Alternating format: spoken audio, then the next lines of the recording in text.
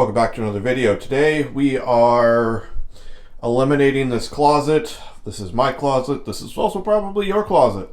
It has been kind of added to over the years. I've only lived here for a few months, so it is time for me to do my thing. I made myself a promise when I started doing some of my custom woodworking. I wasn't going to be the shoemaker's son. I was going to get to build and enjoy some of the things that I do. So I am going to eliminate all of this. We are going to put a bench across the bottom here with a cubby across the top and a very special secret feature. And we're obviously also going to make sure that the job site foreman and certified doodle get their hard hats on and get to work. Day one. We've got the doodle on site and the job site foreman. Started with an overlay of plywood on the right hand side. I built some custom shims to make sure it was mostly level. Mostly level is about as good as I was going to get on this particular job.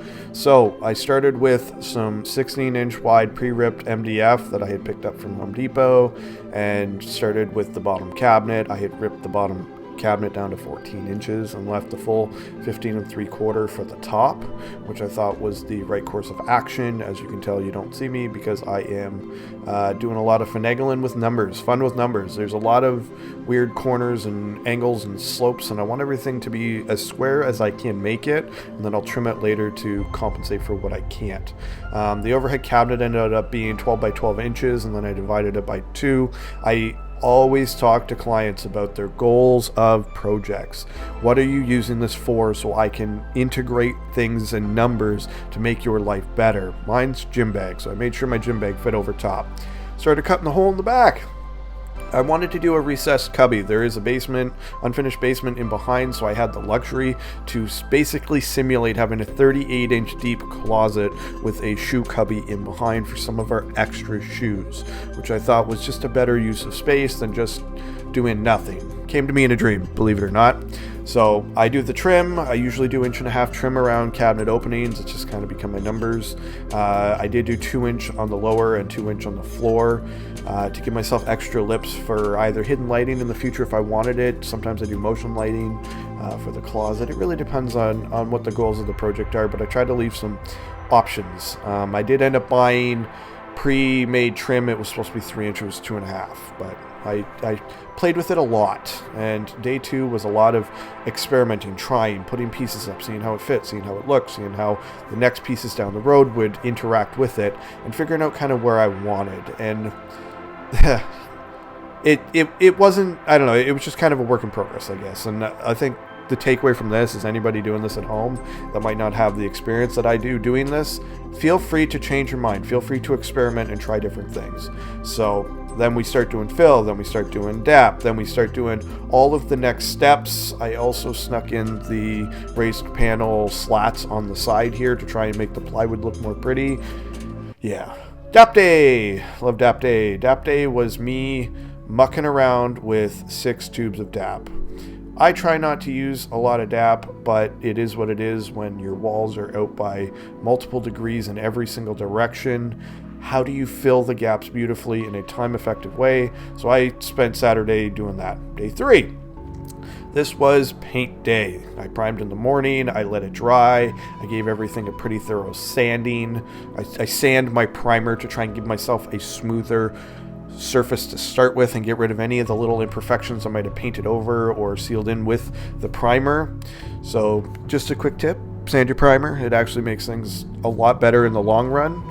I let that dry, and then I came back. It's not as late as you think, even though it looks dark. It's just the sun goes down early. It is winter, and then I paint. Lots and lots and lots of paint.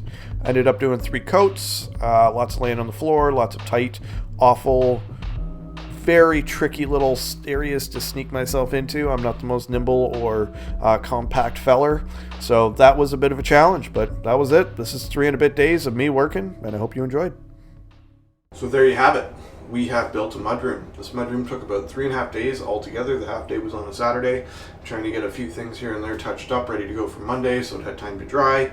And then I took Sunday off because I'm a normal human and I don't want to work every single day of my life. So as you've seen, I craft everything. I crafted the size of the cubby so that I can fit my gym bag. I created a center line in a closet that is crooked and wobbly and uneven with weird jut outs and all these different things. I did custom things like a hat hook, a cane hook. I do have a cane, and it's one of those things as a cane owner and operator, sometimes it just makes a lot of sense to have little things here and there for your stuff. We have 2 dogs. One of them is in training with a harness, so we've got all of their stuff ready to go. The dog treats, because you know we spoil the absolute heck out of them. It is what it is. They deserve it.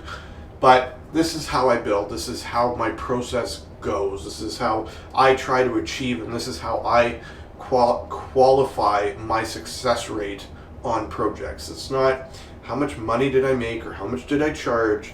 It's literally what value did I create for that person, whether it's accessibility needs or lifestyle needs or hobbies. Like, who knows what you need or what your life was missing, but I like to think that I've got a bit of a knack for finding it and finding a really reasonable way to achieve it.